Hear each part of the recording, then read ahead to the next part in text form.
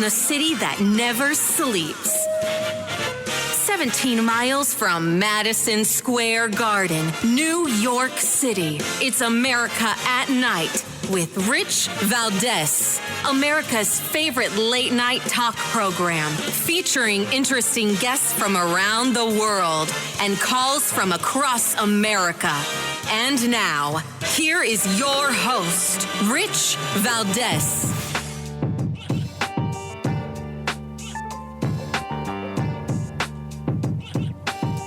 Hi there, good evening, and what's up, America? I am Rich Valdez, Valdez with an S, at Rich Valdez on all of the social media. Thanks for joining the program tonight. If you want to give us a call, you're welcome to join our late-night national town hall conversation, 833-482-5337, 833-4-VALDEZ.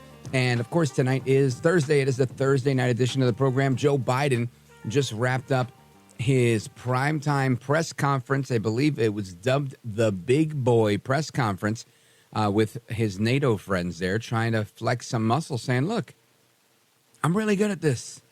But he's not really good at it. And I'm just warning you now, I'm likely going to replay a lot of these clips throughout the night because I was really, I don't want to say surprised, but that's the word I'm going to use, surprised. I really thought he would do better. He'd be sharper, and he wasn't. He wasn't better, and he wasn't sharper. He actually had a few gaffes that you've likely seen on social media. If you don't have social media, then you're in for a treat. You're probably going to hear them here for the first time as we give you the nation's first in the nation reaction at night to what happened earlier. And I got to tell you, it was really, really fun. So let me see. Where do we start here? We've got... There was the question of mental fitness. There is the, let me see. There's so many good ones here. So many good ones. Let us begin. Oh, bear with me, folks. They're not exactly in order, so I'm trying to figure out how to go in order here. Well, some of the highlights. He called... the president of Ukraine, something that he was, I'm pretty sure, shocked at. I'll get to that in a moment. But I guess I really can't find what I'm looking for here. So let's start with that one. And now I want to hand it over to the president of Ukraine, who has as much courage as he has determination. Ladies and gentlemen, President Putin. President Putin. He's going to beat President Putin. President Zelensky. I'm so focused on beating Putin, we got to worry about it. Anyway, Mr. President. I'm better. You are a hell of a lot better. Oh, my goodness. So, yes, he calls Zelensky President Putin in such a dramatic fashion, right? Imagine, you just imagine that. Imagine you're president of the United States. You're on this big NATO stage doing this big boy press conference, trying to tout your stamina and your mental wherewithal, and the ally that you have in the region, who's not a NATO ally, but an ally nonetheless, right? Through the Budapest Memorandum of Security Assurances, you call him Putin, and you go Putin, and he catches himself, likely because they told him, or he saw somebody's face, and Zelensky, that was just humiliating, honestly. Absolutely humiliating. But it didn't stop there. He continued. And let me just check with our control room here. Can you tell me which numbers are from the press conference specifically? There we go. All right. So let us see here. There's a clip that I'm looking for. I guess the full clip. Here we go. Number 27. This is the one that I thought was just remarkable. Listen to this. Your political future has hung over the NATO summit a little bit this week. Speaker Pelosi made a point of suggesting that your decision on whether to stay in the race was still open. George Clooney and a handful of lawmakers have called on you to step aside. Reuters is reporting tonight that UAW leadership is concerned about your ability to win. UAW just endorsed me, but go ahead. Thank you. My question for you is, how are you incorporating these developments into your decision to stay? And separately, What concerns do you have about Vice President Harris's ability to beat Donald Trump if she were at the top of the ticket? Look, I wouldn't have picked Vice President Trump to be vice president until I think she was not qualified to be president. So let's start there. Yeah, let's start. Number one. The fact is that the consideration is that I think I'm the most qualified person to run for president. I beat him once, and I will beat him again. This is, again, remarkable on both fronts. He doesn't really answer the question. I mean, he does. He gives this canned answer. I think I'm better than everybody. Okay, super. Not really answering why. I don't know that that's much of a reason. I beat him once. That's a very questionable thing. But the bigger issue is Vice President Trump, right? When you're being asked a question about your mental fitness, are you fit to run for office? And as you're answering the question, you have this blunder. And I don't know how many times, look, I make mistakes all the time, right? I can't find the right word. My brain's going a million miles an hour. The ADHD is getting the better of me. And, I might even, mispronounce something or start with one word and switch it. Listen, we have that issue all the time. All of us that speak for a living, you get caught up in stuff. That's not the issue. The issue is you've got to be better prepared to say, I am mentally fit and I don't make crazy mistakes when they're asking you about being mentally fit and making crazy mistakes and being asked to step aside and then make a big mistake. Saying, I wouldn't have picked Vice President Trump if I didn't think she could be president. I thought it was such a long and drawn out question. The guy really laid the foundation for it. And then voila, Biden comes and poops the bed. So those are a couple of the highlights, but there's many. I mean, then he went back and he doubles down on his gaffe with Zelensky and how, he says, President Putin, Ukraine. And then he says, no, you're better. Oh, I'm a hell of a lot better. It just, really embarrassing stuff. But he went on to double down on that, saying that he's very sorry about what he did to Zelensky by misgendering him, calling him Putin. Listen to this. I wanted to ask you about you mixed up Presidents Zelensky and Putin earlier today. And you now have sort of your key allies, including the British Prime Minister, the President of France, the German Chancellor having to step in and make excuses for you on that. And officials here are saying off the record that your decline has become noticeable. Hasn't this now, frankly, become damaging for America's standing in the world? Thank you. Did you see any damage to our standing by leading this conference? Have you seen a more successful conference? What do you think? And the Putin piece, I was talking about Putin, and I said, and now, at the very end, I said, Putin. I said, no, I'm sorry, Zelensky. Yeah.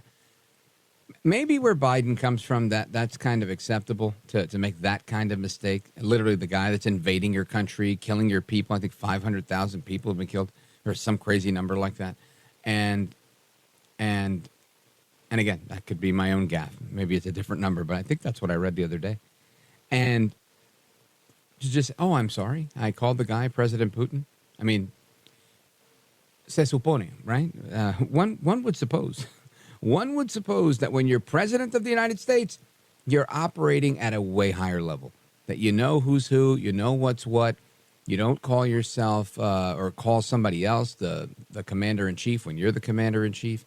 You don't call somebody else the chief of staff when they're the secretary of whatever. I mean, he just seems genuinely lost and unaware. And again, no surprise for many. But the fact that we're this close to an election and he's still there, we're allowing him to double down, and nobody cares enough about America to put a stop to it.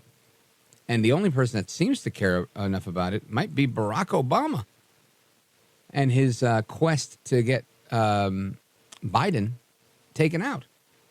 And I don't mean taken out like that. I mean, taken out of the race.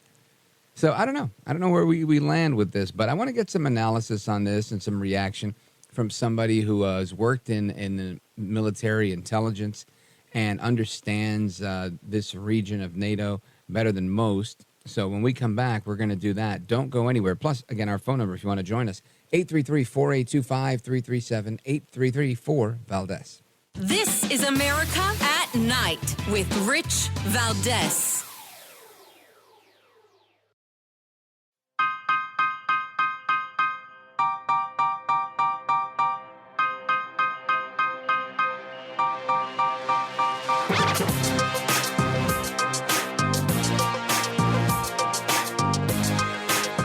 This is America. This is Night. This is Rich Valdez. And now I want to hand it over to the president of Ukraine, who has as much courage as he has determination. Ladies and gentlemen, President Putin. President Putin. He's going to beat President Putin. President Zelensky. I'm so focused on beating Putin, we got to worry about it. Anyway, Mr. President. I'm better. You are a hell of a lot better. So there you go. It was a big night at the NATO press conference. President Biden, President Putin, a.k.a. President Zelensky, and, of course, Vice President Donald Trump. You can't make this stuff up. Now, of course, there's a lot more. Biden also admitted to having to slow down or pace himself because he's been traveling too much. And basically, to me, making the case that, traveling through 15 time zones and whatnot is very demanding on him, and having an earlier bedtime is important. So doing fundraisers a little bit earlier is a key way to navigate that. Now, I don't think this portrays strength or leadership or anything like that, but I'm just a lowly radio host that's very critical of Biden. But I really want to get some expert analysis here. And somebody who understands this region is Rebekah Koffler. She's a strategic military intelligence analyst, former DIA intelligence officer. She's the author of the forthcoming book, American Bolsheviks, The Persecution of the United States, which is due out on November 22nd. And she's our guest right now. Rebekah Koffler, welcome back. Thank you so much, Rich Valdez. It's such a pleasure to be here with you and your audience tonight. Thank you. And let me get, I guess, the initial reaction to anything you've heard so far from this evening's press conference with President Biden. Well, a good friend of mine summarized it very perfectly. There are not enough Manhattans out there to help us make sense what President Biden just said. And this is, taking humor aside, this is a very, very dangerous time that we'll live in without Commander-in-Chief being effectively half brain dead with his hand effectively at any time could be pressing the nuclear button. And coincidentally, last week, I was invited to brief the U.S. Space Forces, the Space Forces that former President Trump stood up as a counter to Russia's and China's warfighting strategies. And so I briefed them, and I briefed NORAD, that's the North American Aerospace Defense Command, and NORTHCOM, which is the combatant command that protects the United States and Canada from missile strikes from foreign adversaries such as Russia and China. Everybody is worried because although our guys, we have the military that is the best warfighting force in military history, they need the commander-in-chief to give them orders. And we have someone who is completely incapacitated. And that is supremely dangerous at this time when there are multiple wars on the horizon that we're challenged and we're not able to meet those requirements with Joe Biden in the White House. What do you think with respect to these I'm going to call them gaffes for lack of a better word, but I feel like it's a lot more than a gaffe to call President Zelensky, to call him President Putin. I think it sends a really strong message of weakness on behalf of the United States and, particularly Joe Biden. Am I making too much of a deal about that? What's your perspective from the intelligence front? No, you're not making too much. You're making the exact amount of deal that should be made right now. As a former intelligence officer who served in the DIA, Defense Intelligence Agency, which is the military counterpart to CIA. CIA does political analysis. We do DIA, the analysis of foreign military capabilities and doctrines to make sure that our warfighters need everything that they need to have to be able to fight and win foreign wars. So, from the military intelligence standpoint, the Russian intelligence services, as well as the Chinese, they do something that is called a profile, a leadership profile of every single U.S. president. Why is that? It's because the Russians and the Chinese view the United States as their top security threat. And what they have assessed right now, specifically, both the Russians and the Chinese intel services, is that the U.S. president is cognitively and physically impaired and is incapable of making decisions, even in peacetime and especially in wartime. And it is my professional assessment that there will be not only a terrorist attack by the end of this year, but also Russia and China that are joining forces right now. Remember, they are the so-called strategic alliance partners. So if they challenge us in a two-theater war, we are unable to prosecute this type of war, even though the United States has a doctrine that we're supposed to be able to prosecute a two-theater war. We are simply unable to, because we have flown a bunch of military hardware to Ukraine. We have robbed Israel. We have robbed our actual allies, the NATO allies. Remember, Ukraine is not even an ally. And we're depleting our own weapons arsenal. And so we can't prosecute this war. And that is all courtesy of President Biden and his team that are completely incompetent. These are the Obama 2.0 team, the Jake Sullivans of the world, the Anthony Blinken. These are the soy boys who cannot possibly stand up to the gangsters such as Vladimir Putin and Xi Jinping. They're competent. They need to get out and need to make space for people who can keep America safe.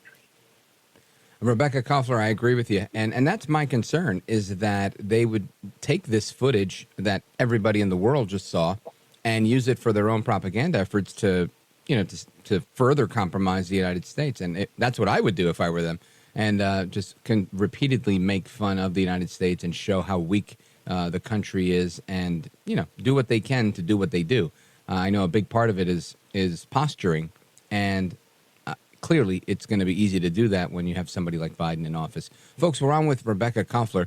She's a strategic military intelligence analyst, former DIA intelligence officer, and author of the forthcoming book, American Bolsheviks, The Persecution of the United States of America, and that's due out November 22nd of this year. Make sure you check her out on Twitter. And we're coming right back to get more analysis from Rebekah Koffler. Don't go anywhere. I'm Rich Valdez.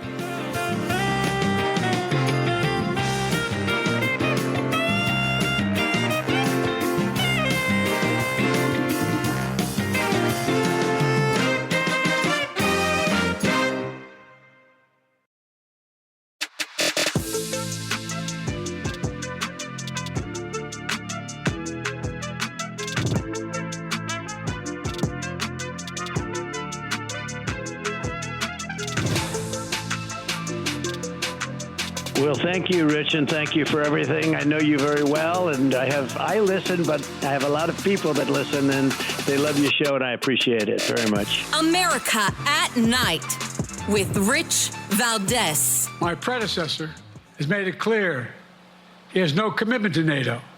He's made it clear that he would feel no obligation to honor Article 5. He's already told Putin, and I quote, "Do whatever the hell you want." In fact, the day after Putin invaded Ukraine, here's what he said: It was genius. It was wonderful. Some of you forgot that, but that's exactly what he said. But I made it clear, a strong NATO is essential to American security. That, of course, is President Biden earlier tonight at the NATO Big Boy press conference. And Biden's there trying to trash Trump and effectively say that he has a real commitment to NATO, something Trump didn't have. Yet we seem to have more peace when Trump was in office. At least that's my assessment. We're going to continue our conversation with our guest, Rebekah Koffler, strategic military intelligence analyst, former DIA intelligence officer, and the author of American Bolsheviks, The Persecution of Donald Trump and the Sovietization of America. That's coming out on November 22nd, 2024. And Rebekah Koffler, do you agree with President Biden that he has a more intense commitment to NATO than President Trump? He has no commitment to NATO. NATO does not have any commitment to itself. Why is that? Because NATO is not paying for its own defense. The United States of America has been basically carrying the lion's share of the burden. Only 8 countries right now out of 32 are paying 2% of its GDP towards its defense.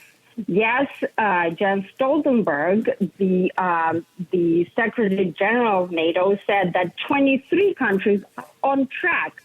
Very carefully worded, right? The nuance right here. That's how the politicians speak. They are on track to contribute those 2%, but they're not right now. Why did Putin not invade Ukraine during President Trump? It's because President Trump understood Russia's warfighting strategy and Putin's mindset. And he did 5 very specific things that put the fear of God in Putin. In fact, President Trump is the only U.S. president that Putin fears. I described those 5 things in my editorial in The Federalist. Okay, I'll briefly summarize it. President Trump stood up the U.S. Space Forces as a counter to Putin's Space Forces that he established in 2001. Why is that? It's because our satellites, on which we're dependent for every aspect of our warfighting capabilities, are vulnerable to attacks. Number 2, President Trump authorized offensive cyber operations against adversaries such as Russia that conduct cyber attacks against us. President Trump booted out Kaspersky Software, which was an intelligence collection platform that the U.S. government, in its infinite wisdom, deployed on our federal networks. President Trump is the first one that booted them out. And to more, President Trump authorized the missile strike that killed 300 of Russian mercenaries, the Wagner Group. And finally, and most importantly, President Trump authorized the development of a nuclear-tipped cruise missile for our own forces, which was a counter to Putin's nuclear escalate to de-escalate doctrine. So Biden is all words and no action. He calls Putin, the warmonger. This man can no longer remain in power, the war criminal. Trump never called any bad word, Putin, but Trump acted decisively. And Putin is not afraid of words. He's afraid of action. So it's very simple. Who is going to preserve peace both for America and the world? And that's President Trump. Yeah, I agree with that. I totally agree. I believe that Putin is an actions speak louder than words kind of person, and you have to move a certain way to let him know that you're serious. And that's a manner of movement in life that Joe Biden just doesn't do. He doesn't carry himself in a serious manner. And I think most people can bank on him being a pacifist, and that's exactly what happens, to the point where he's running for re-election and he appears to be feeble, and people are his own parties telling him to step down. And it's very embarrassing, honestly, for the United States. Now, with respect to the rest of this conference that we saw tonight, members of the media were asking some pretty tough questions. Do you think that any of this, from a political perspective, do you think any of this sways Biden, or does he continue to double down and say he's not going anywhere? Okay, Rich, I can't help myself, but I have to comment on what you just said about movement, about Biden. Biden is a cadaver at this point. He's a cadaver. Yeah. Cadavers, by definition, they cannot move, right? They don't move. It's the sad truth. But all jokes aside, so if the American people are common sense people, and you can fool them only for so long. And yes, the media has covered up for Biden. The deep state has covered up for him. But during the debate, everybody has seen, and during tonight's press conference, I mean, when he called Vice President Trump, he called Zelensky President Putin. I mean, everybody is now aware of what is truly happening to President Biden and how dangerous it is to have him as the commander-in-chief. So my assessment, my professional assessment as an intelligence officer, is that the American people are going to make the right choice if they care about the safety and security of our beautiful country and my adopted homeland, the United States of America. Yeah, I think I agree with you there. And let me know or let everybody know, honestly, when the book comes out. Is there a website for the book? Do they go to your website? How do people find it? Social media, every platform, Twitter, together, Truth Social, of course. My handle is Rebekah 0132. Rebekah spelled with Hebrew spelling, Rebekah. I have a website, RebekahKoffler.com. You can just Google. All of my intelligence analysis is published, unclassified, on several platforms, such as Fox News, New York Post, Wall Street Journal, Newsweek, and others. So thank you for having me, and I hope that my fellow American patriots make the right choice in November so we can have the right guy in the White House who's going to keep us safe. Most importantly, not the Europeans, not the Ukrainians, Russians, first of all, us, the United States of America. And then if we keep us safe, then we can help take care of others. But first and foremost, we have to protect ourselves. America first. Folks, the book is called American Bolsheviks, The Persecution of Donald Trump and the Sovietization of America. Comes out on November 22nd. You can pre-order it. Make sure you go to Rebekah's website, RebekahKoffler.com, to check that out. And Rebekah, I always appreciate speaking with you. Have an excellent night. Hope to have you back soon. God bless everybody. Likewise. All right, folks, your calls and more are coming up. Don't go anywhere. This is America at Night with Rich Valdez. Call now, 833-4VALDEZ. That's 833-482-5337. 833-4VALDEZ. That's Valdez with an S.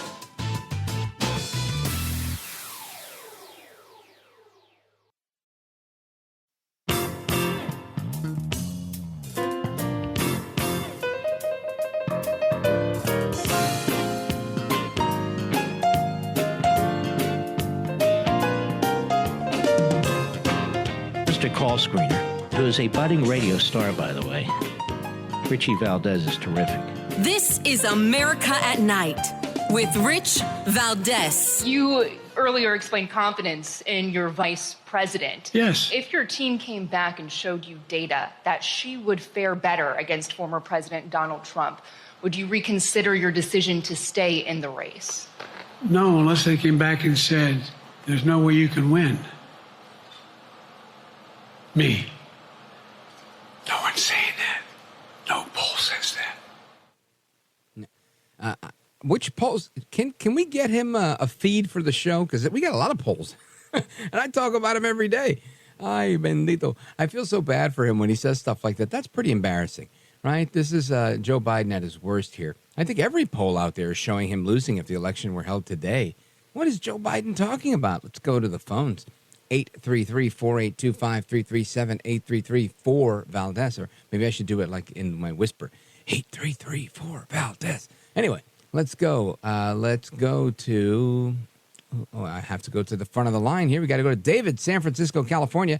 David is a popular dissenter on this program, listening online, richvaldez.com. David, go right ahead. Oh, well, thanks, Rich. And by the way, I consider myself a Paul Revere. I try to warn people about things, and you're the one that refuses to be warned. You say, go back to sleep. I don't want to believe that. That's true. You. That's true. I say that to most people that warn me. Yeah. Now, in the case of that last interview you just did I hear right? You were asking the enemies of America to use a propaganda campaign to help bring down Biden. No, you heard wrong. I said the enemies of America are going to use a propaganda campaign to affect the American election, to hurt America. I guess in their hopes is to bring down America. But I wasn't calling for that. I was saying that they're going to do that, and Biden is fueling the fire for it. Well, I'm glad you corrected yourself, but your guest didn't correct you either. And I don't think anybody misspoke. It's a good thing I asked, because I couldn't figure out if you and your guest were S&M freaks just playing games with Biden's head. Well, it seems that you tend to misunderstand things on a regular basis, and I can't hold that against you. I'm grateful that you listen to the show daily so you can learn something. Yeah, so now the real reason I called, Donald Trump doesn't perform. You remember, he's the son of a slumlord, and his whole financial gain was based on being a slumlord, never fixing it right, pocketing the money, and then not getting anything. This little smear on Trump, is this leading to a bigger point, or are you just trying to get a cheap shot in? Well, does America want to use a slumlord as... I'll answer that for you. America's already used him, and they were pretty happy with him. And I think comparing the 4 years that America had with Trump to the 4 years that we now have with Biden, I think most people are clear, based on every poll that I've seen, that people would rather Trump than Biden. Did he ever have an infrastructure bill? Did anybody ask for one? I haven't asked for an infrastructure bill. Since then. Well, I mean, a real property manager has a list of projects to do. Yeah, but you have to remember, David, I, for one, and I think most Americans, are not really voting for Trump to rebuild America in terms of infrastructure. I think they're voting for Trump to rebuild America in many ways, particularly the draining of the proverbial swamp, right? Getting rid of the problem that we have of massive government, the problem that we have from having no term limits in Congress. He can't fix everything. But there's a lot of things he can do to help get in the right direction. Now, I say it all the time. I'm not necessarily looking to vote for a pastor or a priest. I'm looking to vote for a president. And I think a lot of Americans see it that way, especially the big voting bloc that he's tapping into, which is growing.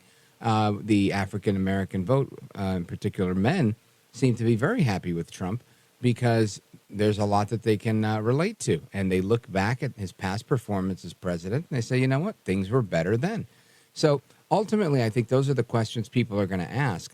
It's about pragmatism. This is not about saying, is Donald Trump your perfect candidate or my perfect candidate? This is about which of these two men is better suited to guide America forward. And it's a clear answer that it's Donald Trump. Did you ever hear of King Leopold? What else you got, King Leopold? Well, anything King that related to the Leopold segment we just did? Anything on the NATO conference or your buddy Joe Biden? Carving up the world is what King Leopold did. All right, we'll save your history lesson for another day. I want to keep it on topic with President Biden's performance and his press conference. Thank you for your call, David. Always a pleasure. Let's see. Where do we go now? Let's go to Bill, Pittsburgh, Pennsylvania, KDKA. Go right ahead. Hi, Rich. I was hoping you could help me out. There's a saying. I don't know. I'm looking, but I can't find it. We have met the enemy, and the enemy is us. Do you recall that? I don't, honestly. That saying. Okay. Well. Okay. Well, I'll use it. We have met the enemy, and the enemy is the Democratic Party. They are destroying they've had 3.5 years to destroy this country, and look at them now, man, scattering like stink bugs or beetles, like they are falling apart. They are coming apart at the edges. The enemy is the Democratic Party. Biden's party, Obama's party, Nancy Pelosi's party, Chuck Schumer. Man, the list goes on and on. You're right. There's an unending list of people there that are kind of half-stepping in their support for Biden. And the reason that they're unraveling is because they're, for the first time in a long time, pretty nervous. And it's nervous about losing power. It's not losing an election per se, it's losing power. I think they realize they're going to lose seats in the House, they're going to lose seats in the Senate, they're going to lose the White House. And that's a massive loss of power, putting them in the minority position for the first time in a long time. And they like being in power. So I understand where they're coming from, and I could see them going hard and doing whatever they can do to hold on to that power, including throwing Joe Biden to the wolves. But thank you. I appreciate it, Bill. I'm going to take a pause right here. We're coming right back. Don't go anywhere. This is America at Night with Rich Valdez.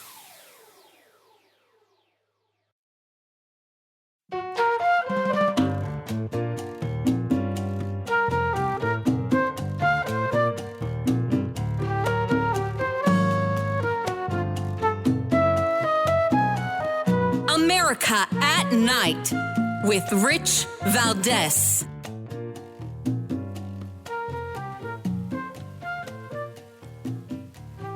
All right, let's see. Where do we go from here? Let's go to Bob, South Charleston, West Virginia, WCHS. Bob, go right ahead quickly. Thank you, Rich. I'm afraid for the life of President Donald Trump because they've tried everything impossible in the books to get this guy off the ticket. Colorado, Maine, violating every element of due process of law when dealing with Mr. Trump. They've done everything they could possibly do. Okay. Yeah. Now Rebekah Koffler was talking about American Bolsheviks, and she mentioned the Wagner Group, which were basically vying for power over Putin. Yeah. Mercenaries, exactly. And he became friendly with them. He treated them as if you're my equals. Come on over. And as soon as they flew away, Putin gave the word to shoot them down, and that was the end of the difference of opinion between the two groups. We're dealing with people that can't get Trump out. They can't get him out. They can't get him off the ticket. And no matter who you replace him with Gavin Newsom, he loses by 10 points against Donald Trump. Every one of them loses. Well, you know, Bob, I think you're spot on that people should be cautious, in particular Trump and his Secret Service team. I believe that ever since Trump stepped onto the political stage, that there have likely been people that want him out permanently. I don't think that threat goes away at all for the rest of his life. The key, I think, is to not be afraid. The key is to realize that just because you may have gotten robbed in New York City once doesn't mean you're going to get robbed every time you're there. And you got to move on. Kind of like when Reagan made that joke when that big loud bang went off after they shot him, and he laughed. He said, "You missed," right? You got to have that kind of attitude and just give him hell. Thank you for the call, brother. Folks, we're coming right back. Rich Valdez, hour number 2, straight ahead. Don't go anywhere.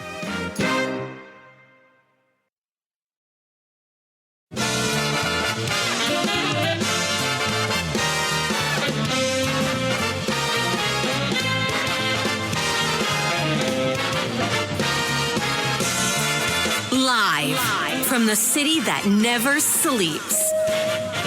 17 miles from Madison Square Garden, New York City. It's America at Night with Rich Valdez, America's favorite late night talk program, featuring interesting guests from around the world and calls from across America. And now, here is your host, Rich Valdez.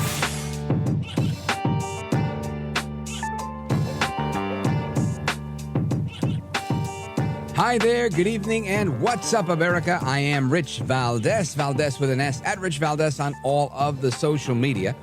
Our phone number, if you want to join our late night national town hall conversation, 833-482-5337, 833-4-Valdez. We'll be getting to your calls in a little bit. First, I want to talk about what's going on in France with the elections there.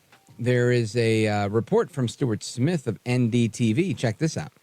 For the first time since the shock result on Sunday, Emmanuel Macron, the president of France, has given his outlook as to where the guardrails should lie with regards to how a government should be formed. He says, I ask all political forces that recognize themselves in Republican institutions, the rule of law, parliamentarianism, a European orientation, and the defense of French independence to engage in a sincere and loyal dialogue to build a solid, necessarily plural majority. So in that statement, a few lines being made clear about what Macron would like to see with regard to the new government. He says, first of all, that no one has won, which sounds uncontroversial. Indeed, no majority was formed, which is why this is difficult in the first place. But by saying no one has won, that goes against what the large left bloc has been saying since Sunday, which is that it won. It did receive the greatest number of votes, and it has been arguing, therefore, it should have the right to choose what kind of government is formed and be able to nominate someone within its ranks for prime minister.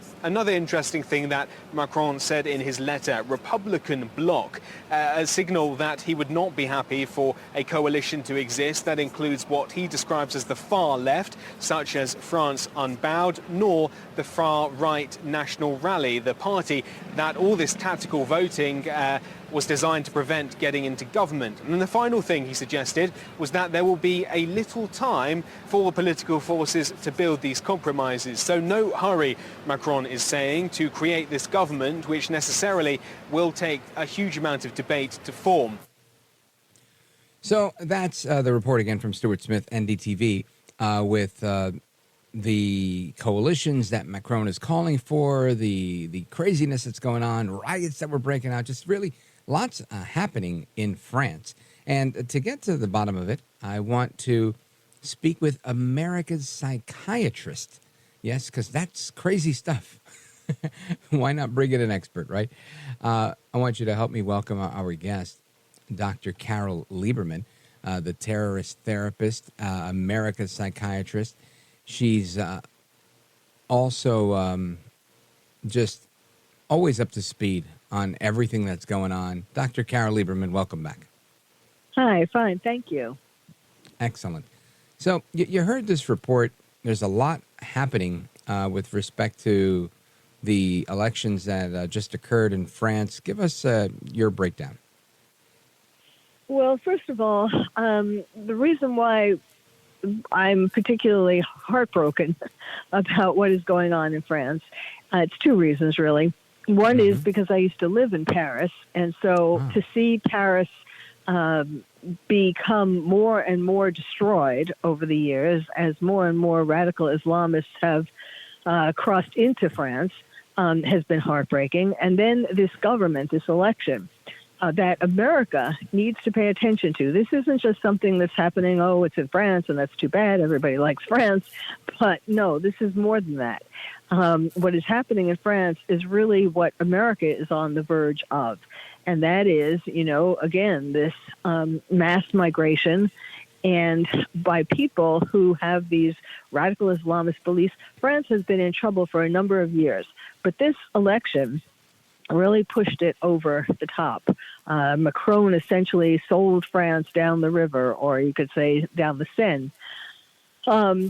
What happened was the European Parliament had an election a little while ago, and a lot of right-wing politicians were elected. Right. And Macron was very concerned about that. And so he called a snap election because he wanted to have a show of support for him. and it totally backfired. And Marine Le Pen, who was the leader of the right party, she won the first round of voting. And then in the second round, Macron joined to make this sort of unholy alliance with the left-wing parties, the Communist Party, the Socialist Party, the Green Party, and so on. And because he wanted to do anything to not have Marine Le Pen win. And that Marine Le Pen was all for having a cap, bringing France back to France, not having it be changed by terrorists, essentially, because there have been terror attacks in France almost every day. We don't hear about that in America, or the mainstream media doesn't report on it, but there are attacks, in fact, just recently, today, or was it today or yesterday? Today, a church in Rouen got burnt, and it was just like what happened with the church in Paris. And it really, of course, they're not quite coming out. And I haven't checked it in the last few hours, but the last time I checked, they aren't coming out and saying right out this is terrorism. But there have been churches burned and synagogues burned for years now by radical Islamists. So it certainly seems to me that that's what this is. So she was trying to bring France back to France because these migrants who are coming in do not want to follow the customs and so on of France. They want to continue following the customs that they brought from their countries. And it's happening in France, it's happening in England, it's happening in Germany, and it is a real danger. And we need to wake up that this is not something that's just happening to the places that we like to take vacations in. Right.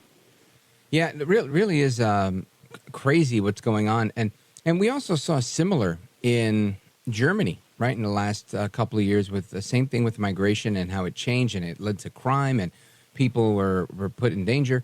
And we're seeing it happen in France, and we're seeing it happen in the United States with our open border.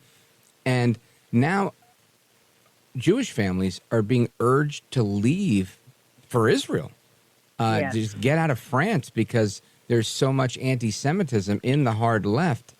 Yes. What's up with that? Yes. I mean, can you imagine I honestly can't.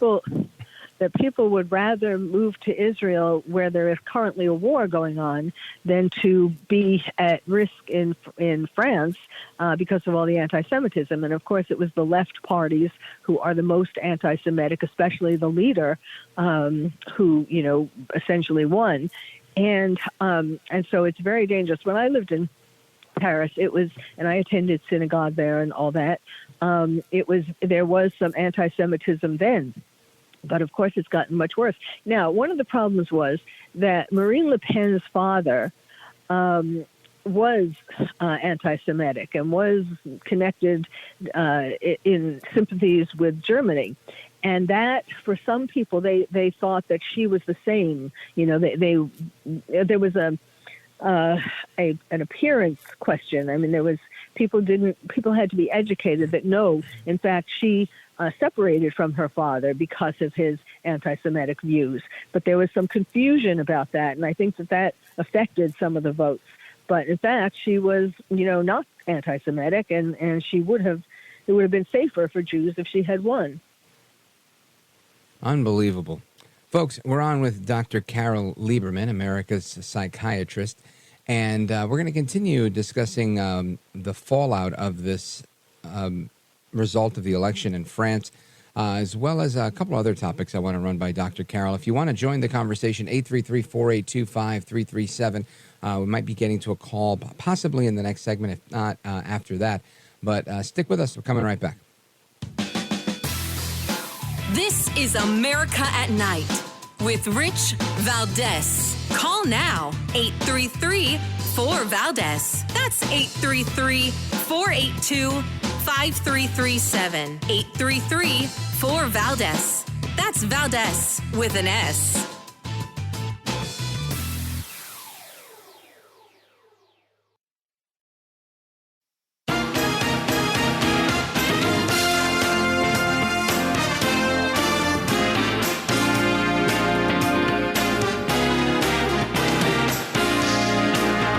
Rich Valdez, who, again, will do a fine job, and I know you'll enjoy listening to him. This is America at Night with Rich Valdez.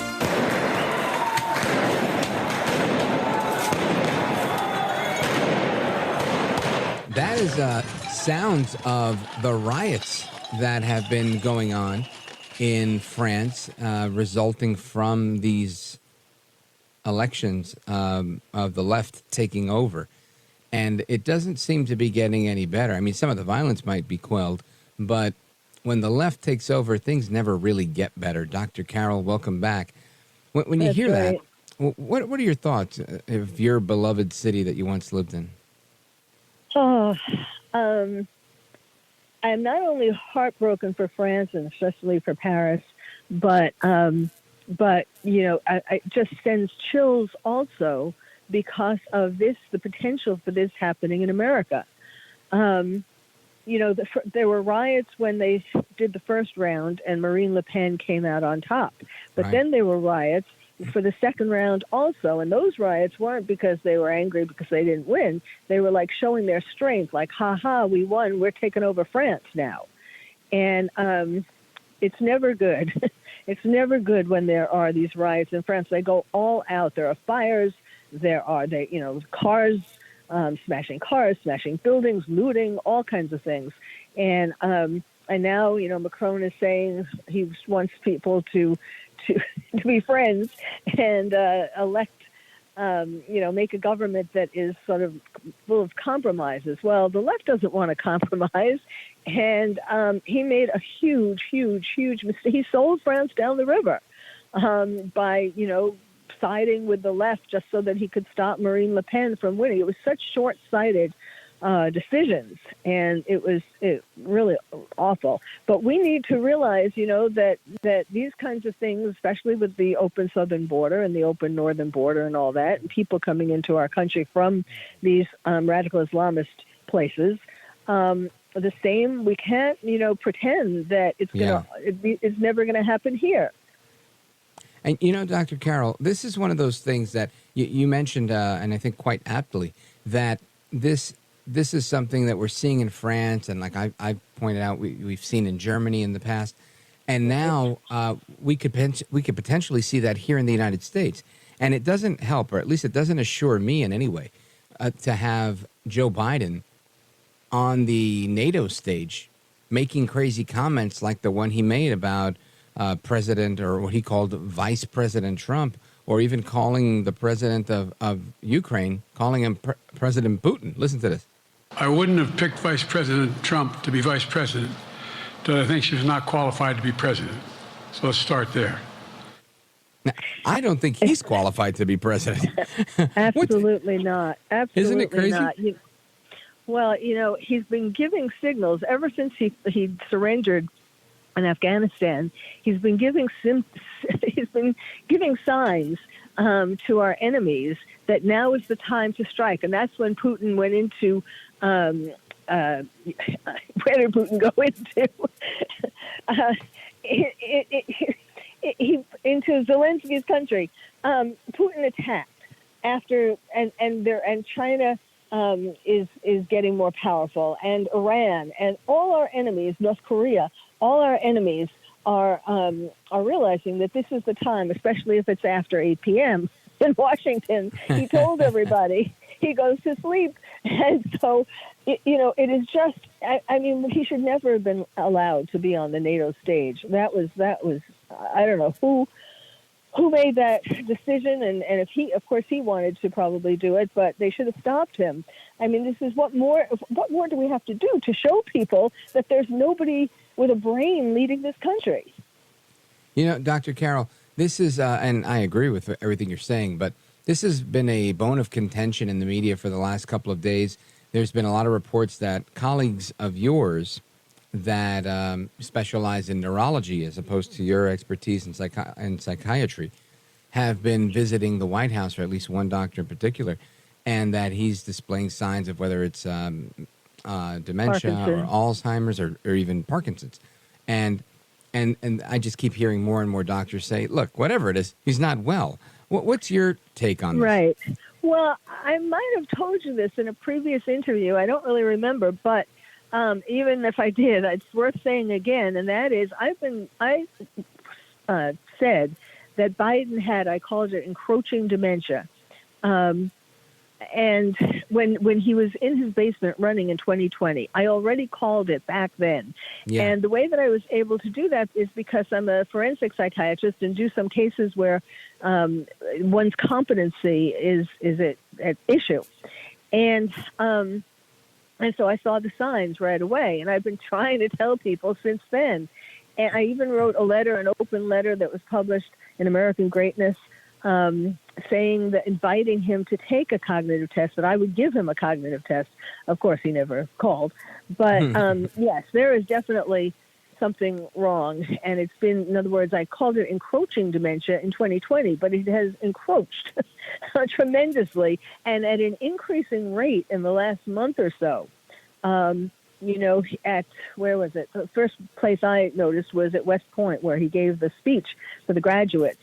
And then he read the teleprompter okay, but then he didn't realize that he was supposed to be shaking the hands of the graduates, and he was all confused and disoriented when they came up to shake his hand. Then we had D-Day, and he was, stooping in his chair when he was supposed to be standing. Then we had Juneteenth, and he, was he was like paralyzed. And then the fundraiser in Hollywood, where Obama had to lead him off the stage. That's because the Easter Bunny was already busy.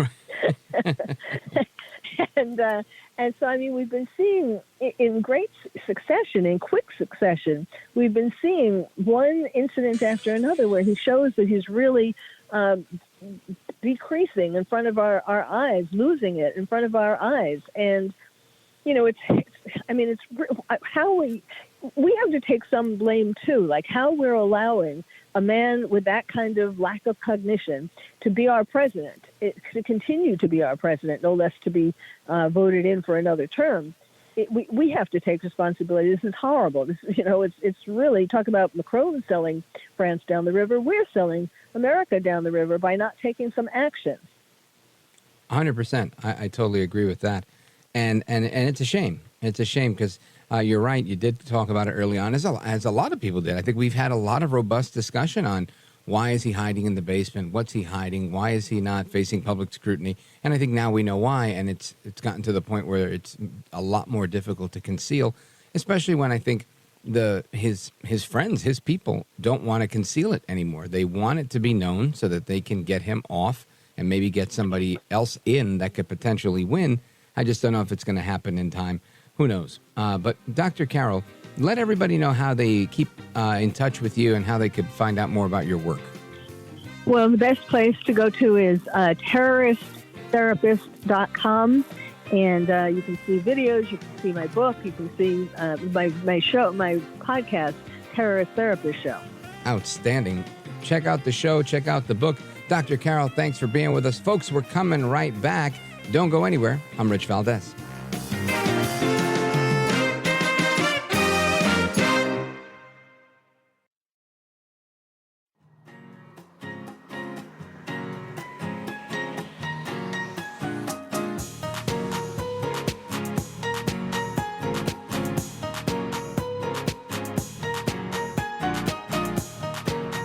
I'm so glad to be on your show, Rich. It's just an amazing broadcast that I hope the rest of America listens to every day.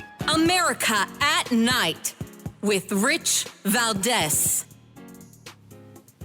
All right, America, welcome back. Amigos, we continue our conversation. I want to check in with our friends that are waiting on hold on the phone. 833-482-5337, 833-4-Valdez. Let's go to Wade calling us from South Carolina, WPNN. Wade, go right ahead. Hey, Rich, how you doing? Wonderful, thanks. I just want to give you props, man. Thank you. You're the only person on this radio network or any Fox network that's ever had Robert Kennedy Jr. on and given him time to speak. Even though I don't agree with everything he says, I respect him. And then I also want to ask your opinion. Sure. why is nobody talking about this AOC trying to impeach 2 judges? Yeah, I think I heard that audio clip yesterday. And, you know, I might get into it in the midnight hour tonight and the next hour coming up after this. But first, I want to say thank you for your kind words. That's really nice of you to say. And, yeah, that's what I believe in that, right? I believe in giving everybody enough rope to hang themselves and really to clear the air. I mean, there's a few people I probably would be a little skittish about doing an interview with, but I'd probably do it. What's his name? Louis Farrakhan, right? There's a lot I don't agree with Louis Farrakhan. A lot that I don't agree that is good. But at the same time, would I be silly to forego the opportunity to have a conversation with him and really, you know, get it? I don't think he's going to sway my opinion in one way or the other, but I think it's a good look for the show. It's a good look, you know, for dialogue, and I think we should do more of that. It's very difficult to get people to agree to come on the show. It took a long time to get RFK Jr. to come on the show, and he was very amenable to it. And I think it was just a scheduling thing. And believe it or not, I guess when you're running for president, it's kind of tough to find somewhere to be at this hour, you know, from 10 o'clock Eastern and till 1 a.m. Eastern. But we did get it, and I do appreciate that. I'm always happy to interview anybody that I think will add value to the program and allow you guys, the callers, to, you know, call in and ask some questions. And even if you ask me the questions and I can ask them, I think that's part of the debate, part of the national discourse and discussion that we have to have. So thank you, Wade. I appreciate that. And I'll continue to do that. As long as I'm around, we're going to have as many conversations as possible, including with AOC, who has since ever, right? She's never, ever agreed to have a conversation with me. I wish she would. We'll dig into that about her latest shenanigans as well. So thanks for the call. Big shout out to WPNN. We're going to continue because speaking of, you know, people running for president and whatnot, you've got Joe Biden that's out there, right? And Joe Biden's out there, and one of his surrogates is California Governor Gavin Newsom. Now, Gavin Newsom is out there on the campaign trail. He's been out there for a while now, and a few days back, he was in New Hampshire. Listen to what he had to say. Every single stop that we've had in the 6 days that I've been out, we had to change venues because there were so many people showing up. They're not giving in to the cynicism fear. They're showing up. They're showing up. They're selling out the crowds. They have to get bigger venues because so many people are showing up for Joe El Baboso Biden. All right. So if you want to believe that, that's okay. I don't believe Gavin Newsom as far as I can throw him. But I don't know Gavin Newsom. I've never had to work with Gavin Newsom other than maybe a little criticism on the radio. And that's it. But somebody that understands Gavin Newsom like none of us do is the former chairman of the California Republican Party, Tom Del Baccaro. And Tom is with us. Tom, welcome back. All right. Thanks so much for having me on. Gavin is an interesting soul. We're actually glad he's out of California because he'll do less damage there. He can do less damage to California when he's across the country. Yeah, that makes a lot of sense. Let him ruin New Hampshire. Now, I want to talk about something because you made a prediction that I'm going to say is a ballsy one because not everybody's making these predictions, honestly. And your prediction is that he will not be the Democrat Party's presidential nominee. A lot of people think he will and that he'll sidestep Kamala Harris and Michelle Obama and others that people are rumoring. Why do you believe that Gavin Newsom will not be the Democrat Party nominee?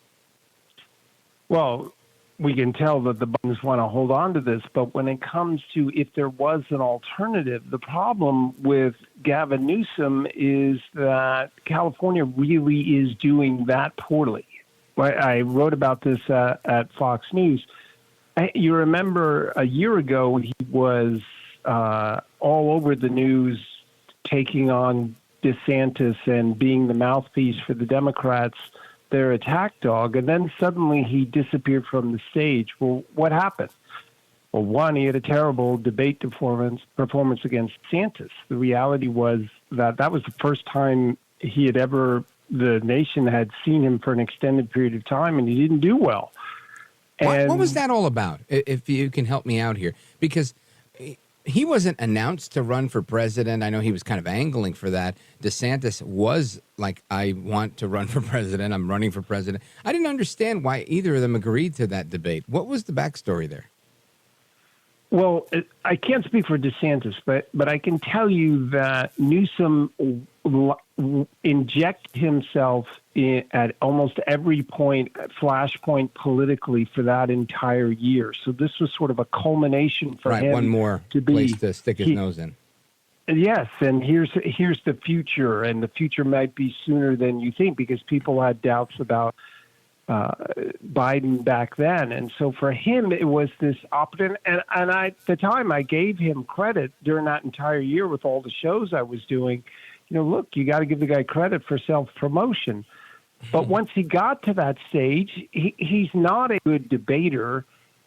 He's never actually had to face real questions. In California, it's a one media state, and so he doesn't really answer questions, and he has a history of walking away from questions if a reporter even gets close to asking him a tough one, and he didn't fare well. And then what happened was a week later, they admitted California had a $68 billion deficit. That's the deficit. The deficit was larger than the total budget of 40-something states. And it only got worse from there. The crime statistics came out. The people recognized homelessness. It wasn't long after that $24 billion towards homelessness, they couldn't account for it. And homelessness, they even spent that, but homeless went up 50%. And California is ground zero to the nation's insurance crisis. I'm likely to get my home insurance canceled. I haven't made a claim in 24 years, but I'm going to lose my insurance because the California is a market where the insurance companies can't really operate because for a variety of reasons. But all these problems were piling up. So if there had to be an alternative, how would Gavin Newsom help him when he's got more problems than Biden? And then after I wrote my piece, it came out that the governors, the 50 governors other than himself, so 49, aren't a fan of his because he's so aloof and arrogant at the same time. Well, if you run for president, you need a lot of favors. And so you just add up all these things, and no one really loves the guy. But I got to tell you about a special anecdote today. It was over 100 degrees the last couple of days, or very close to it, throughout California. But we didn't have a brownout crisis like we did in prior years. And so you got to ask, did they fix things? No, what they did, they relied on over 50% on natural gas to bring for that electricity. But wait a minute, Gavin Newsom is Mr. Green New Deal himself. So why did he agree to do this? Because he still wants to be president, but he's willing to sell his temporary soul, his own standards, so there couldn't be a shutdown, because if there was a shutdown, then he'd have no chance. Folks, we're on with the former chair of the California Republican Party, Tom Del Baccaro. He's the author of a brand new book, comes out in a couple of weeks, The Lessons of the American Civilization. And we're going to talk a little bit about the book straight ahead. I also want to get your take on the debacle that we saw tonight from Joe Biden on the NATO stage. So, folks, stick with us. We're coming right back. It's Rich Valdez with our guest, Tom Del Baccaro. This is America at Night with Rich Valdez. Call now, 833-4-VALDEZ. That's 833-482-5337. 833-4-VALDEZ. That's Valdez with an S.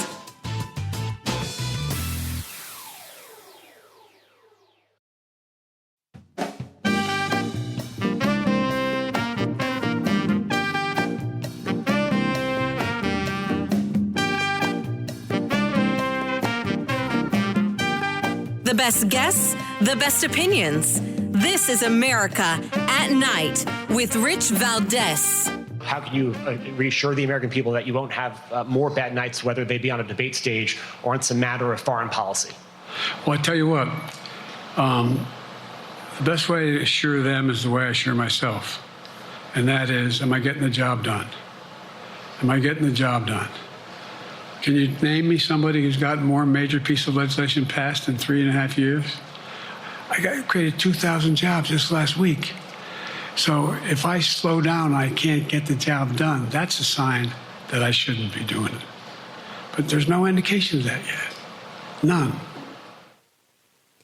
That's President Joe Biden tonight on the big boy NATO stage. His words, not mine. Saying that he is assuring the American people that he will not have another bad night. I don't know if I believe him. I want to know what you think. Of course, our phone number is 833-4825-337, 833-4-VALDEZ. And I want to get the take of our guest. I want to come back to former chairman of the California Republican Party, Tom Del Baccaro. He's also the author of the forthcoming book, The Lessons of the American Civilization. Comes out in 2 weeks. Tom, what are your thoughts on what Biden said tonight? I got to tell you, this has become the ultimate participation award. We don't actually watch him to see if he's doing good or accomplishing things. We just want to see if he can do it at all. And the problem with that is he's not a third-grade soccer player. He's the president of the United States. And on the foreign policy stage, the world looks to us for leadership, strength, consistency, and clarity. And I defy anyone to have watched that and saw any of that. And this is a bad situation. Look, the world knows he shouldn't be president. The problem for the Democrats is they don't know what the alternative is. They could light the fuse and try and push him aside, but there's no assurance as to who would take over from him. There's no assurance whoever that person was would get on the national, all the ballots in all the states they need to because they're so late in time.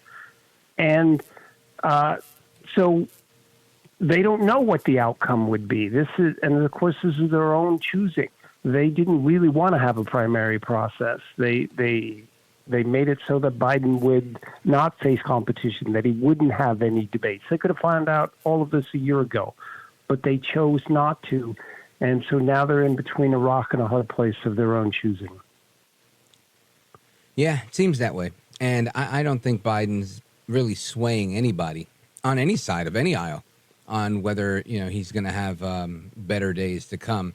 I think most people have lost faith in him, and I don't know that he gets it back. Do you? No, in fact, 3 years ago, I wrote a piece in Fox when his polling after the Afghanistan debacle hit, I think 43. I said it would not come back because, A, his policies aren't going to work, and B, he doesn't have the capacity to come back like a Bill Clinton did or a Ronald Reagan because they were dynamic and they had the ability to lead. Biden doesn't have any of that, their charm, any of their strength. And so he's been at that or below that rating for 3 straight years, and he's not going to make it back. The question is whether the alternative, Donald Trump, demonstrates an ability to talk to people about the future. Elections are always about the future. What are you going to do for me tomorrow? And if Trump stays on a positive plane and forgets about Biden almost, then that's his path to victory. Yeah, I agree with that. People want to change, and they want better than what Biden has to offer. And that sounds like good advice.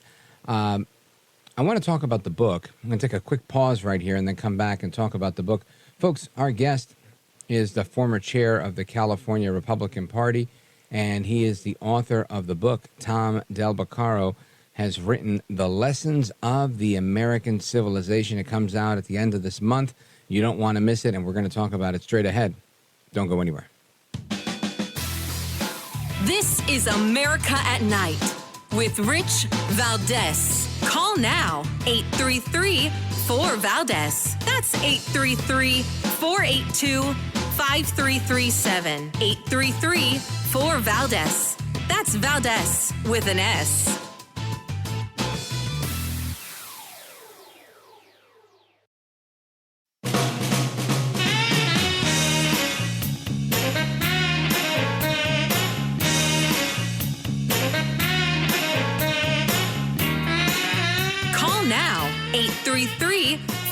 Valdez. That's 833-482-5337. 833-4Valdez. That's Valdez with an S. All right, amigos, welcome back. We continue our conversation with Tom Del Baccaro, former chairman of the California Republican Party, and he's the author of the book, The Lessons of the American Civilization. Tom, tell us about the book. Well, throughout my whole life, going on 50 years now, I've been studying history. I have a passion for helping people understand sort of a wider perspective of how things are going. And that means the branch that I write is about how civilizations come together, what they're like when they rise, and what they're like when they decline. And many people are asked, is America declining? So I finally got for the last 7 years, I've been working on the book, and it talks about what America was like from the 1500s all the way until, honestly, this year. And America rose through hard work and initiative and became incredibly wealthy. We remain a country that spends more than half its money on non-essential items. It's an enormous wealth, but with that comes other issues. Do we still have a certain sense of moral values? What's happening with the family? How did government get so large? Why does Washington, D.C. seem not to listen to us from day to day, but seems to want to perpetuate their own power and wealth? All of those questions I answer in the book, and part of this is very timely because when you look at what the DOJ and the FBI is doing, and I wrote about this 2 years ago as well, they seem to want to decide who should be president and who can't be president. And they have powerful positions that are almost beyond our reach or ability to control. And so many of these questions I answer in the book is America in decline? Or the importance, quite honestly, of capitalism in history, one of the most important things is that it separates economic power from political power and makes democracy possible. And those two are in the same person. For most of history, there was no democracy. And now we're losing that as well. So there's just many questions I answer in the book that are relevant to our circumstances today. You can pre-order it at TomDel.com. And if people want to follow you on social media or learn more about everything else you're doing, should they go to the same website, Tom Del, or where do you direct them? Yeah, absolutely. TomDel, TomDel.com. You get all my columns. I've written for many, many publications. Some of them are listed there. But I always try and get people to understand a wider perspective so when they make choices, they can understand what these choices are. Appreciate you having me on. Keep up the good work. Thank you, Tom. I appreciate it. Good luck with the book. Folks, Open Phone America is coming up straight ahead. 833-4-VALDEZ is the phone number. Don't go anywhere. We're getting started right now with Open Phone America. I'm Rich Valdez.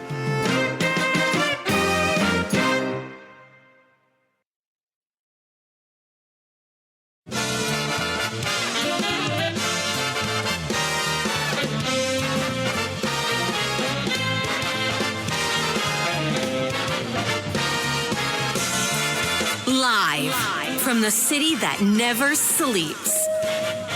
17 miles from Madison Square Garden, New York City. It's America at Night with Rich Valdez, America's favorite late night talk program, featuring interesting guests from around the world and calls from across America. And now, here is your host, Rich Valdez.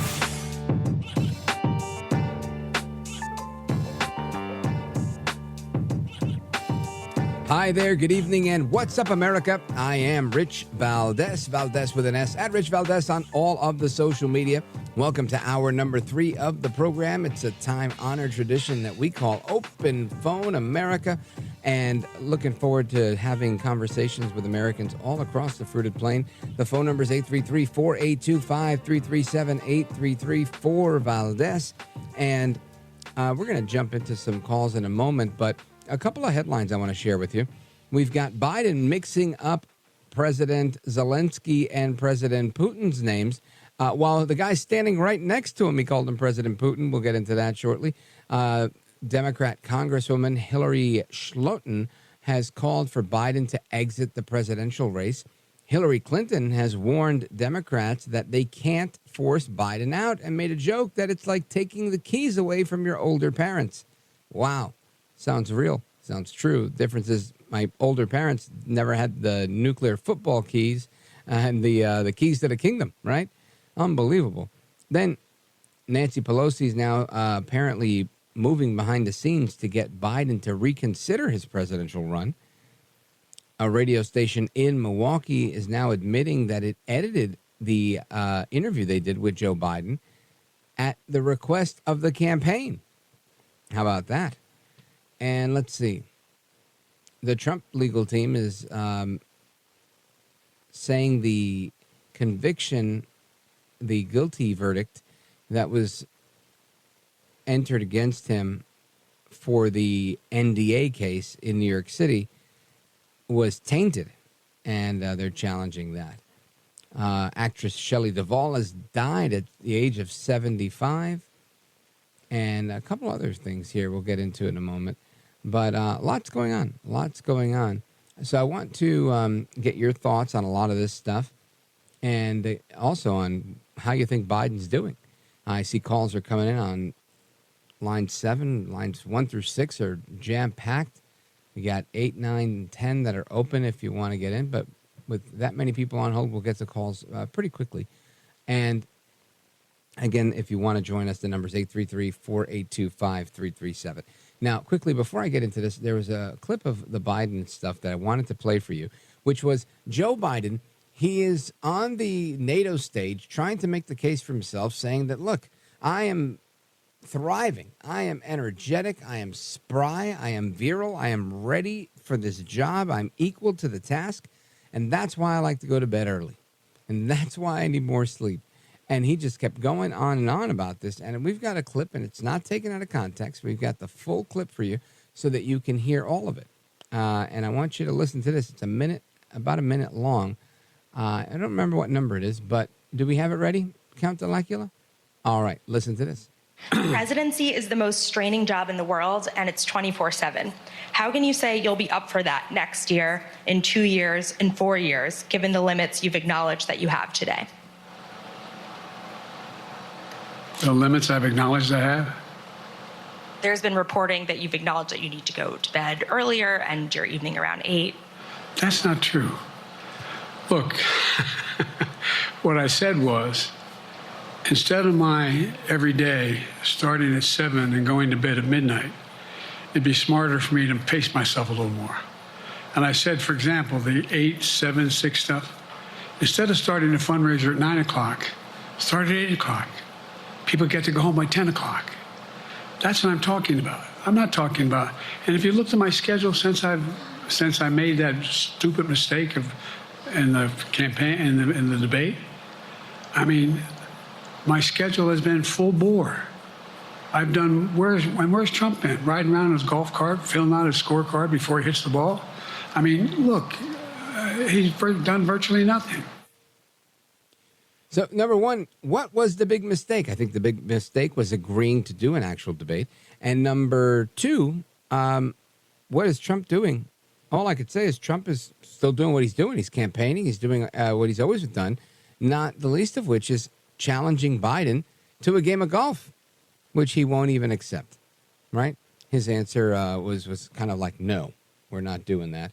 And he should. And Trump even said he'd give him $1 million for the charity of his choice. So shame on you, Joel Baboso Biden. But, hey, it is what it is. I want to get your thoughts on this and everything else we're talking about. Let me see. Where do we go?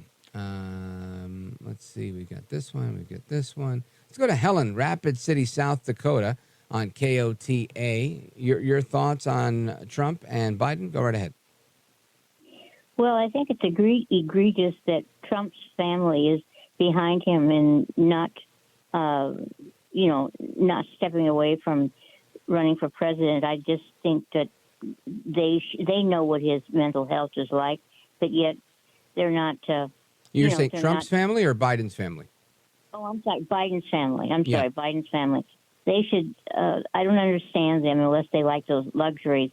And I heard at the top of the last hour, that the commentator from the national news said that Trump had slurred some of his words. But I just want to say, Jim Bohannon would be so proud of you. You have a wonderful show, and I listen to it every night. Oh. I'm only 82 years old, and I'm getting ready to work on my doctorate in military psychology, so I still have all my marbles left. Well, thank you. That's very kind of you, Helen. I appreciate that. And listen, I've never heard Donald Trump slur a word, but I've heard myself slur a word. I think sometimes exhaustion does that. Depends on. I know he's a Diet Coke guy. I drink coffee, and I do some Diet Soda every now and again. And when it gets late and you've been at it for a while, you can sound very funny on the radio or anywhere else. But my point is, if you're going to try and say that Trump is slurring words, and I've heard that in the past, they said he wasn't fit, he was crazy, he was this, he was sliding down the ramp when he did the West Point graduation. All of it was fake. It was phony. It was fraud. The reality is the one that has the problem here with his wherewithal, his stamina, with his stability, is Joe El Baboso Biden. He's the one with the issue. If Trump had an issue, I would likely challenge that too, because I don't want somebody who has those particular issues. I love the fact that Donald Trump is 77 years old, 78, whatever he is, and he keeps a busier schedule than I do, and I'm only 46. And I'm tired right now, really tired. I went to the gym yesterday. I was just complaining to our producer. I was like, I took some medicine earlier today. I went to the gym. My arms are sore. I'm crying like a little girl over here because I have to go for another 45 minutes on the air, and we're doing live radio. And I feel very disheveled. I'm all over the place.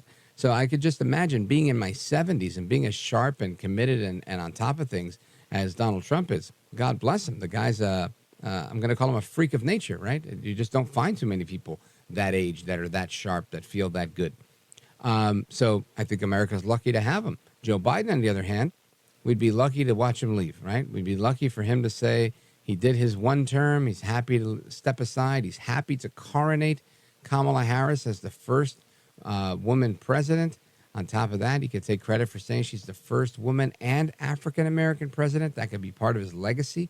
I just don't see the upside for him sticking around. There's so much upside for him to leave. But who knows, right? What do we know here, Helen? Accident waiting to happen with Biden. Yeah, that's so true. It scares me. It scares me to death. Me too. Thank you so much for doing such a wonderful job. Like I said, I listen to you every night. And the gentleman that was talking about the book, I'm going to get the book as soon as it gets out. Oh, well, thank you. And good luck with your doctorate in military psychology. Future Dr. Helen, I appreciate it. Big shout out to everybody listening in Rapid City, South Dakota, KOTA in the building. Folks, we're coming right back. We've got calls from Champaign, Illinois, Chicago, Illinois, Boise, Idaho, Lansing, Michigan, Terre Haute, Indiana. Let's see. Listening online. Very good. Looks like Missouri, Texas. We got a lot of reach on this program, and I love that you guys are sounding off tonight on the issues of the day. The phone number again, 833-482-5337, 833-4-VALDEZ. This is America at Night with Rich Valdez.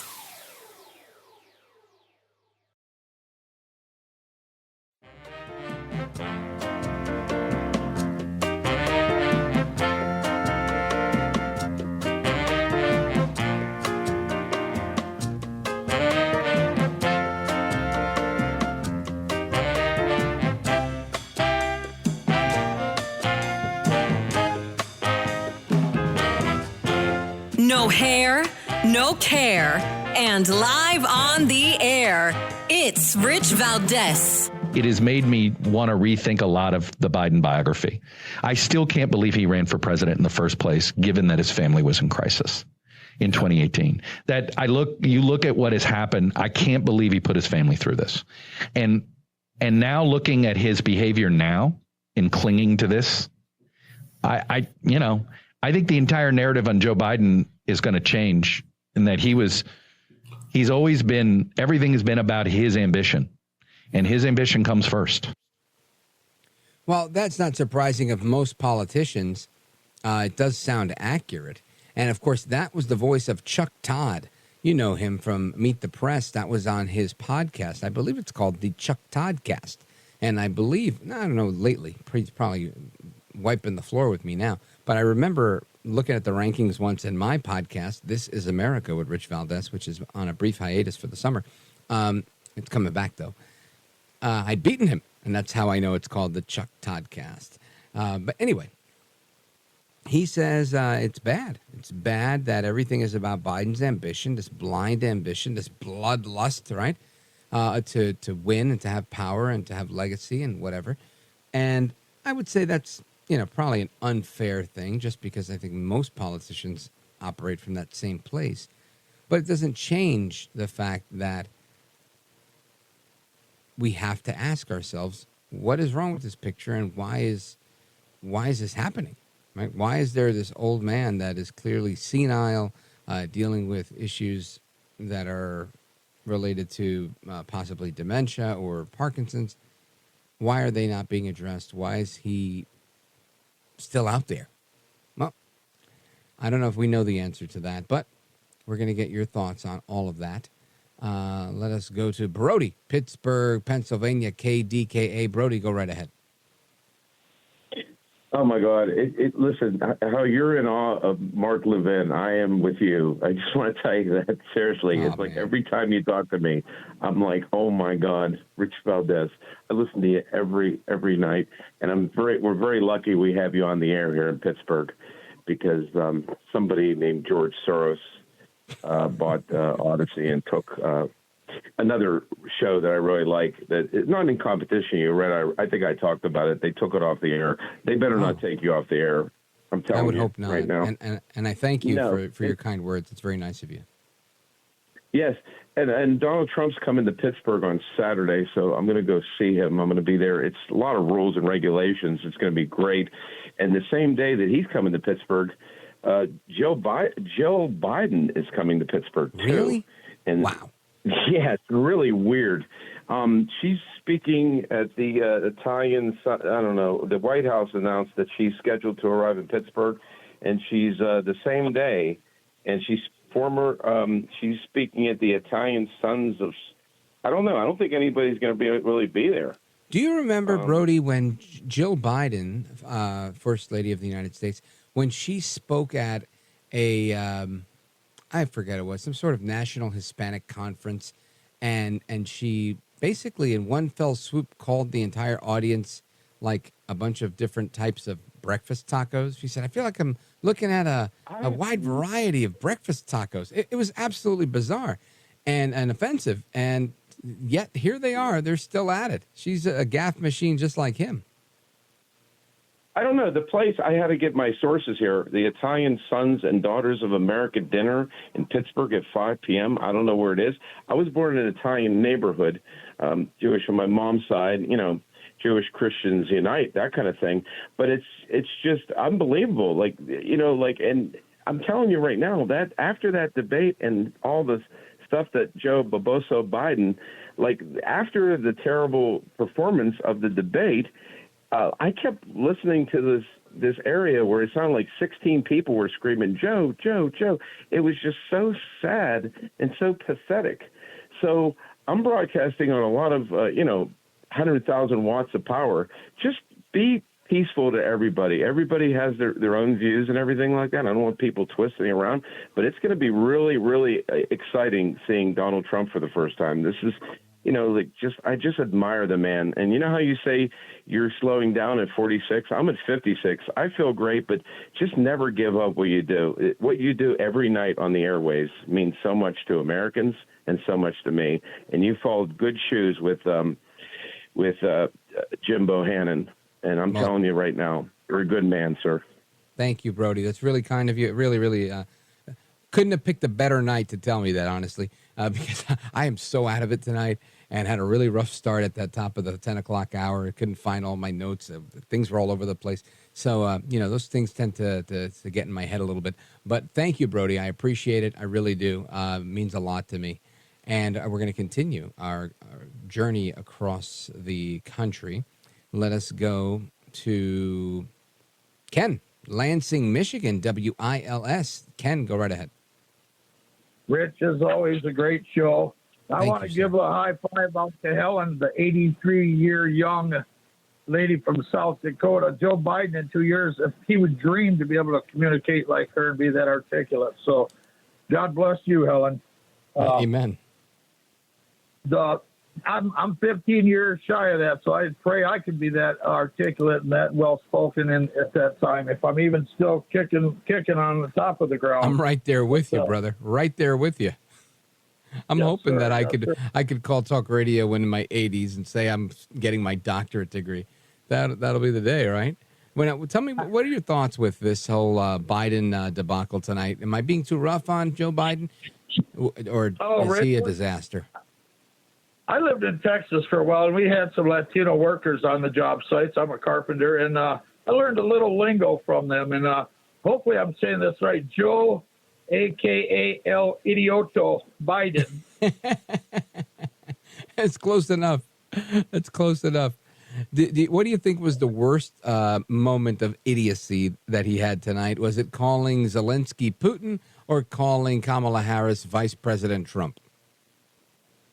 They're both award-winning gaffes. Which one could you pick? When you're standing beside a guy and you call him his enemy, how much more, right. God almighty, does it get any dumber than that?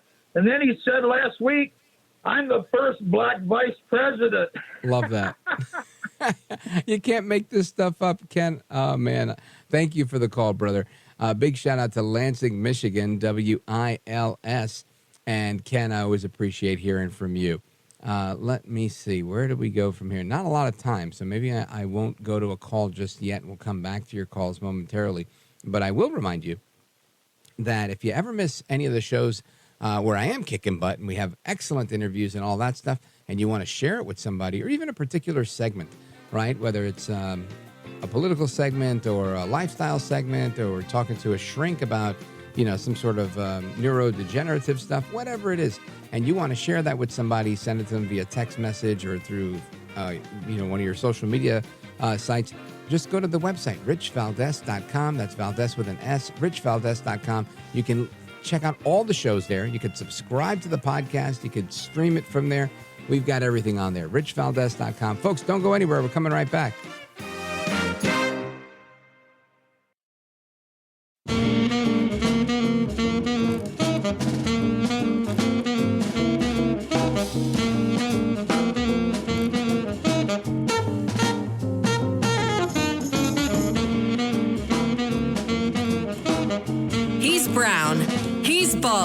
And he's breaking it down.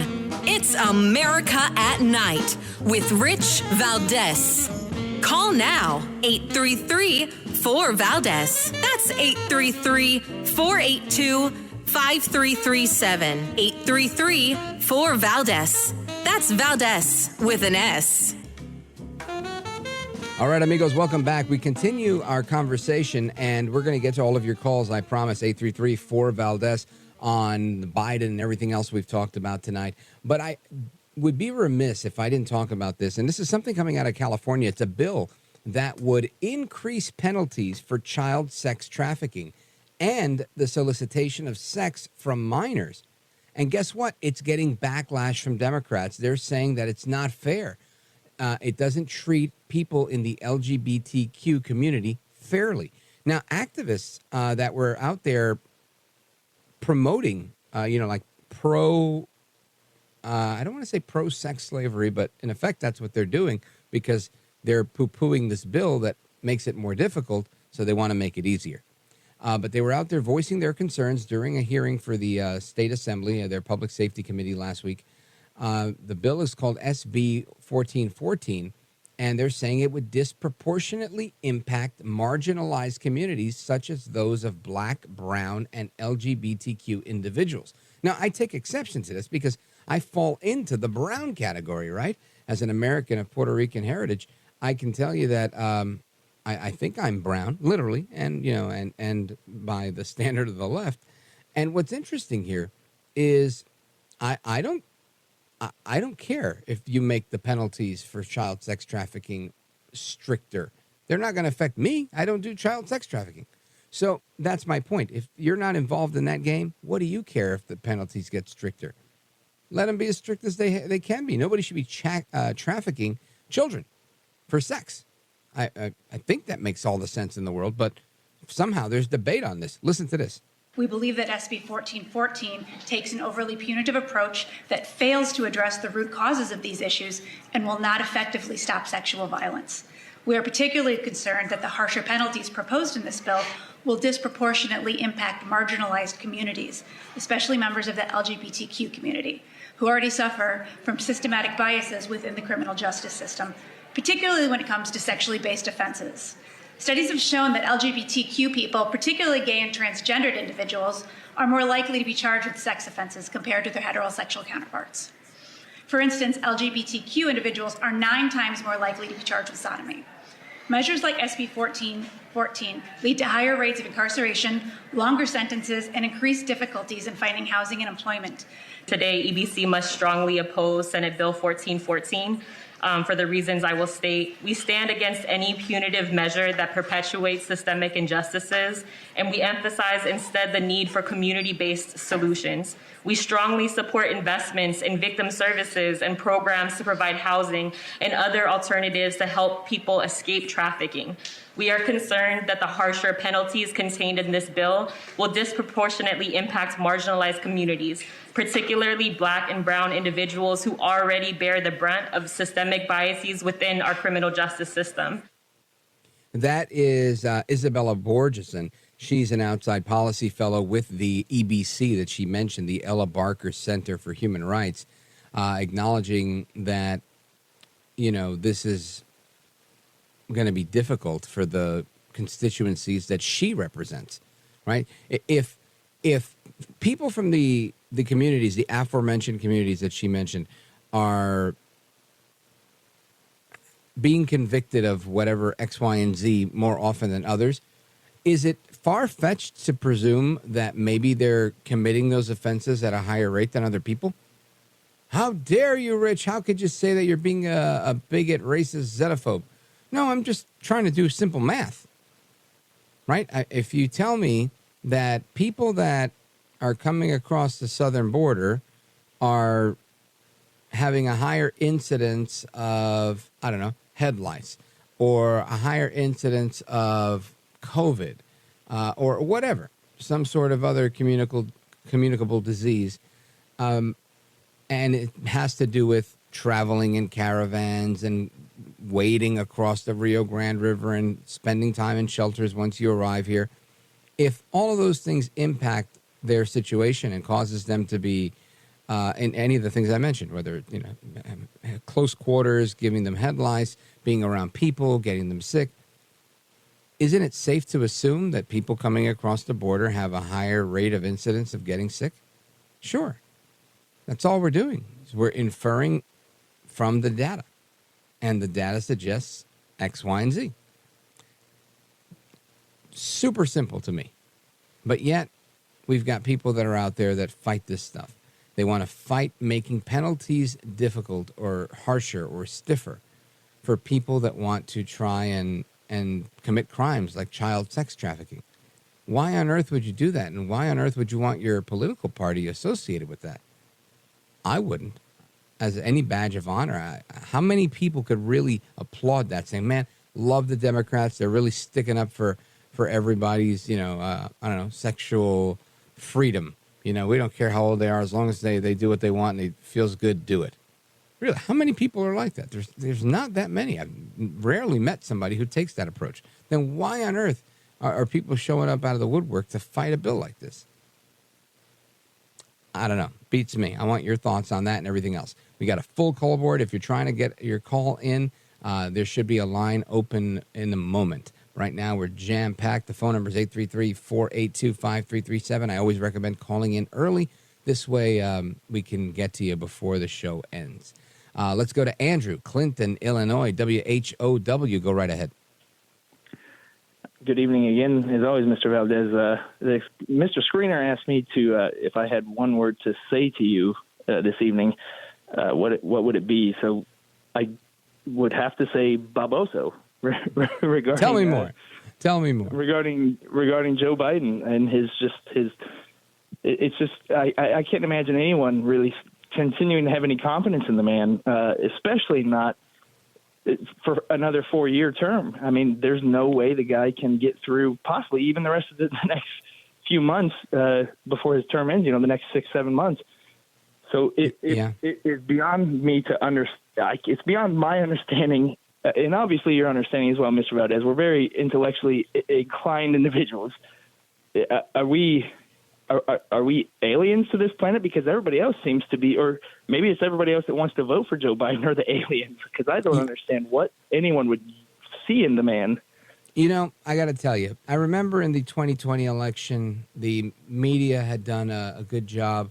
The left within the media in particular did a very good job of swaying people, right? And they used their useful idiots in this process. Liz Cheney, Adam Kinzinger, a couple others, Kellyanne Conway's ex-husband. These people were out there, and they were beating the drums, saying, we're Republicans, we love America, but we can't be with Donald Trump because he's a threat to democracy, he's a this, and he's a that, and he's a whatever. That stuff is now all exacerbated to the point of being, I'm going to say, on steroids. And people are still singing those same songs with a new view, right? They're like, I don't like Trump, but Biden's worse, so I'll stay home, or I'll go with Trump, right? The needle is moved, but not enough. And that's where we are right now. We're seeing people that they're too stuck in their ways to admit, man, I screwed this thing up. And that's really where it is. I think people are just way too focused on admitting, man, I messed this thing up. And really, it's when you make that acknowledgement that makes you so passionate. For example, I meet people all the time, and the more passionate they are about politics, the more zeal they have, it's typically because they had this awakening and they go, wow, that was a bad move, that this was the wrong thing for me to do. A lot of these new Trump people, and when I say new, I mean people that voted for Biden or voted for Obama twice and then became a Trump person, they operate almost from a place of I don't want to say guilt, but remorse. Right? They're like, man, I'm sorry I did this to America. I'm sorry I did this to my fellow man. I'm sorry I helped these people win. And I think that we're seeing some of that play out right now. People are just holding on to their ego, and they're just like, I didn't make a mistake. I may not vote for him again, but I didn't make a mistake the first time. Yeah, I think a lot of people made a mistake. I think Biden fooled a lot of people. And that's what happens. Now, I think your one-word assessment is correct. Baboso, and it gets updated all the time. I was looking recently. Google has now updated it to mean slimy. Still, yet another really good definition for baboso, which is more literally drooling, the drooling one. With modern-day colloquialisms, I think we could say it's bumbling and foolish. All great ways to describe Joe El Baboso Biden. So thank you for your assessment and your kind words about saying I'm intellectually inclined. That's very nice of you. I think I have some listeners that would disagree. But Andrew in Clinton, Illinois, I think you're right. And it does feel like the Twilight Zone to see how poorly Biden can do. And yet some people are just like, yep, love it. Love him. Great job. To each his own. Folks, we're coming right back. Your calls and more. Don't go anywhere. This is America at Night with Rich Valdez.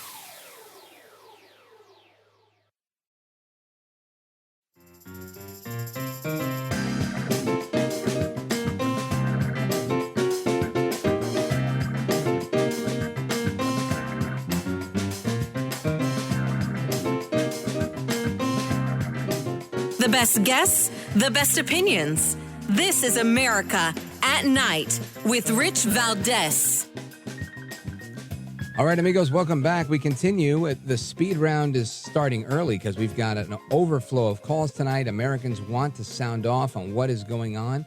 I want to go to Tracy, Terre Haute, Indiana, listening online to richvaldez.com. Go right ahead.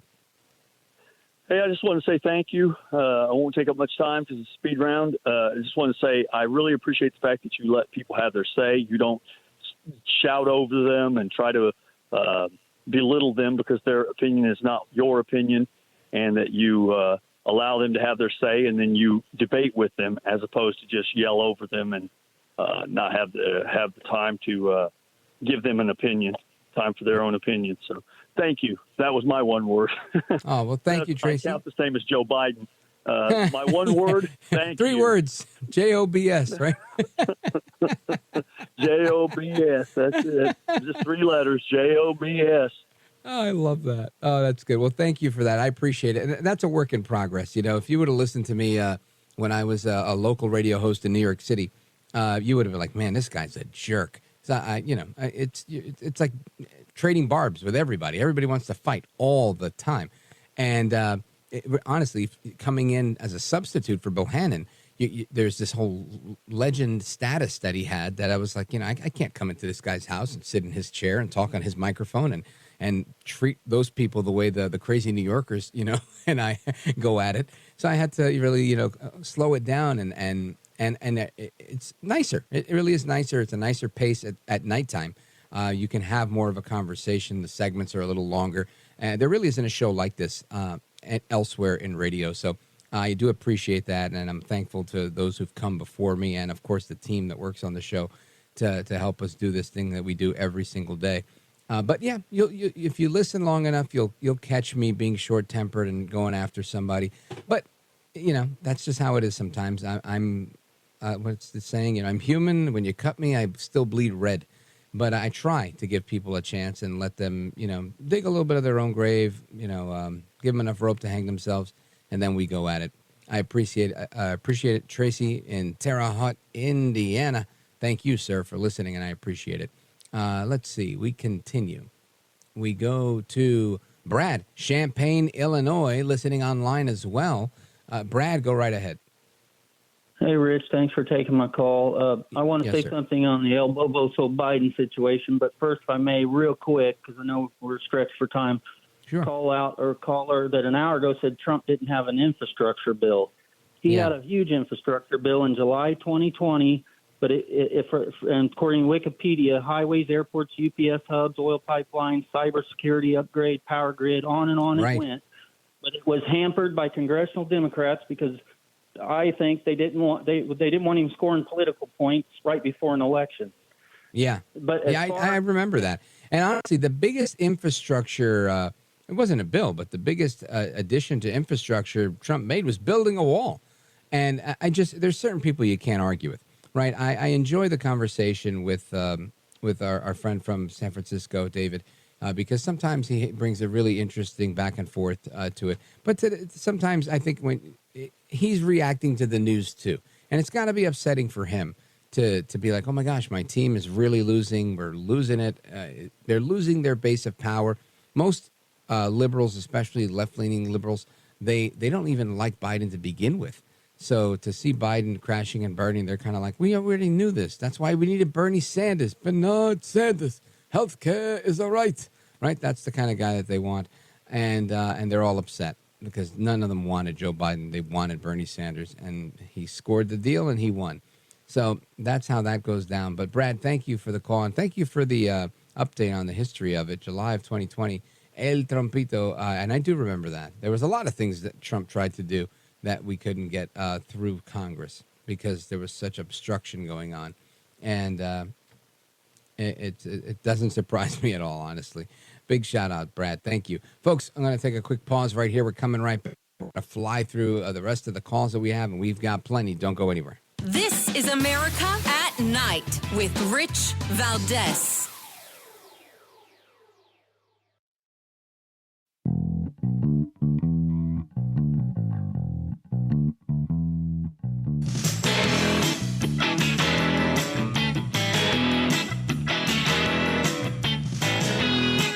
is America at Night with Rich Valdez.